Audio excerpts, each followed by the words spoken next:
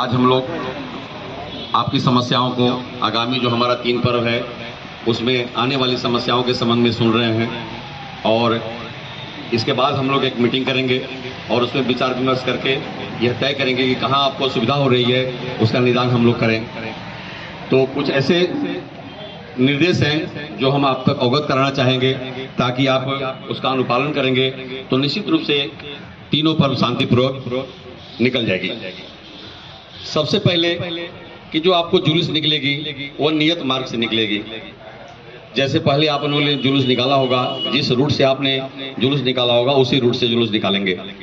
जुलूस के रूट में कोई भी बदलाव नहीं करेंगे। लाइसेंस के लिए जितना जल्दी आप अप्लाई करेंगे हम उतना जल्दी लाइसेंस बना के आपको दे देंगे।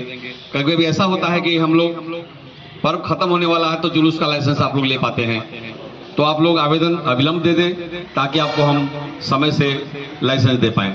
लाइसेंस में 10 आदमी का नाम जरूर लिखा रहेगा, उसमें 10 का आधार कार्ड लगा रहेगा और मोबाइल नंबर लिखा रहेगा। ये आवेदन में जरूर याद रखेंगे। साउंड संचालक जिसको आप बुक करेंगे, साउंड संचालक का नाम, उनका आधार नंबर या आधार कार्ड जरूर थाना में जमा कर देंगे। साउंड संचालक कभी कभी विधि व्यवस्था खराब करने में अहम भूमिका निभाते हैं, तो मैं चाहूंगा कि साउंड संचालक प्रशासन के नजर में रहें ताकि किसी तरह का कोई भी बात उनके साउंड में ना आए जो विधि व्यवस्था को खराब करे। तो जो भी साउंड संचालक आप बुक करेंगे उनका नाम पता थाना में जमा कर देंगे। जिस वाहन का आप लोग उपयोग करेंगे साउंड बांधने में, उस वाहन के चालक और चालक हमेशा लाइसेंस ही रखिएगा। आप किसी खलासी को रख लेंगे, पता चला कि कहीं दुर्घटना हो गई, पिछले बार हुई बहुत ही दुखद दुर्घटना थी, हम लोग काफी उसमें मर्माहत थे, तो हम नहीं चाहेंगे कि इस तरह का कोई ड्राइवर को रखिए जिसको जानकारी ही ना हो। तो कोशिश कीजिएगा ही नहीं, पूरी एकदम रखना ही है, हर हाल में रखिएगा कि जो लाइसेंसी ड्राइवर हो उसी को रखिएगा। ट्रैक्टर हो या छोटी गाड़ी हो, लाइसेंसी ड्राइवर को रखिए, उसका लाइसेंस का एक कॉपी और मोबाइल नंबर थाना में जमा करा दीजिएगा ताकि हम लोग समय पर आपको मदद कर सके। थाना स्तर से तथा मेरे स्तर से भी क्षेत्र के संवेदनशील स्थानों को चिन्हित कर लिया गया है। हम लोग वहां बल की प्रतिनियुक्ति करेंगे। तीनों पर्व में जो बल होना चाहिए, जहां जहां बल की आवश्यकता होगी वहां बल की प्रतिनियुक्ति की जाएगी। यदि कहीं बीच में कहीं बल की आवश्यकता आपको महसूस हो तो बेहिचक आप थाना प्रभारी से संपर्क करेंगे या मुझसे संपर्क करेंगे, वहां बल उपलब्ध करा दिया जाएगा। सलहुल पर्व के जो 4 तारीख को जो शोभा यात्रा निकलेगी उसमें रूट डाइवर्सन के लिए भी हम लोग पूरे कोशिश करके रूट को डाइवर्ट कर देंगे, क्योंकि रूट डाइवर्ट करना बहुत जरूरी है। पिछले बार हमने देखा था काफी भीड़ लगी थी, तो कोई दुर्घटना न हो इसलिए हम लोग रूट डाइवर्ट कर देंगे। एक मक्का के आसपास से ही करेंगे और दूसरा उन्नाव से कर देंगे, तो सामान्य तरीके से रूट भी चलते रहेगा और आपका जुलूस भी, शोभा यात्रा भी चलते रहेगा।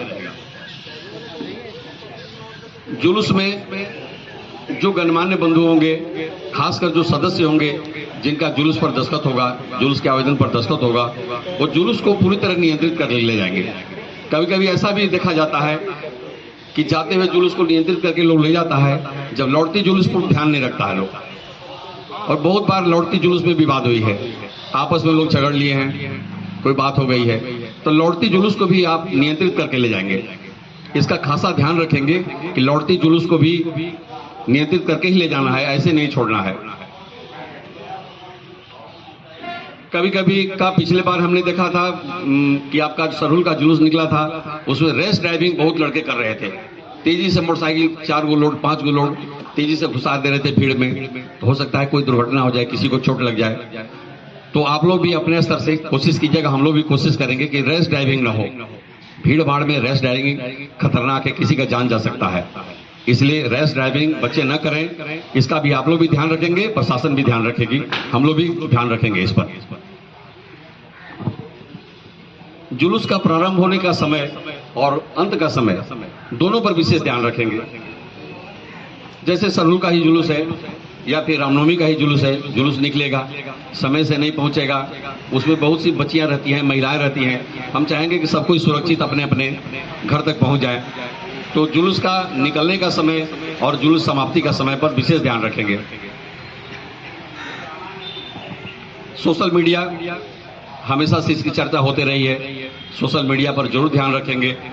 सोशल मीडिया पर अनलगल बात नहीं लिखेंगे। यदि किसी ने लिखा हो तो उसको हर हाल में हटा देंगे और जैसे ही प्रशासन की नजर में आएगी वो प्राथमिकी दर्ज की जाएगी और उन पर समुचित कार्रवाई की जाएगी। इसलिए सोशल मीडिया पर किसी तरह का कोई बात, विवादित बात नहीं लिखेंगे। जहां भीड़ भाड़ की स्थिति होगी हम लोग कोशिश करेंगे उसका वीडियोग्राफी हो, और यदि जिला प्रशासन की तरफ से अगर कैमरा की व्यवस्था हो जाए, ड्रोन कैमरा का, तो जरूर हम लोग ड्रोन कैमरा चलाकर असामाजिक तत्वों पर नियंत्रण रखेंगे। जहां जुलूस मार्ग में अंधेरा होने की संभावना हो, खासकर रामनवमी में जहां जुलूस मार्ग में अंधेरा होने की संभावना हो, वहां लाइट की व्यवस्था जरूर करेंगे। यदि आप नहीं कर पाए तो हमको जरूर खबर करें, थाना प्रभारी को खबर करें, वहां हम लोग देख लें कि भाई लाइट की वहां कैसी व्यवस्था है, और जरूरत हो तो वहां लाइट की व्यवस्था हम लोग करेंगे। झंडा लगाने में कई बार देखते हैं कि विवाद हो जाता है, तो ध्यान रखेंगे जिसका जो पर्व है, सरहुल का पर्व है तो सरहुल का झंडा लगे, ईद का पर्व है तो ईद का झंडा लगे, रामनवमी का पर्व है तो रामनवमी का झंडा लगे। ऐसे तो सामंजस्य है तो सबका झंडा लगे तो कोई दिक्कत नहीं है, लेकिन झंडा के लिए विवाद नहीं करना है। अपने अपने पर्व का झंडा अपने अपने समय सीमा का ध्यान रखते हुए, तिथि का ध्यान रखते हुए लगावें। आप लोगों ने जो बातें कही हम लोग नोट कर लिए हैं। रूट डाइवर्सन का, प्लस आपके जुलूस में लौटने का समय फायदे में लेट हो तो महिलाएं हो, बच्चियां हो और भी जनबंधु हो, समय से घर पहुंच जाएं, उनको कोई दिक्कत न हो, इसका भी हम लोग ध्यान रखेंगे।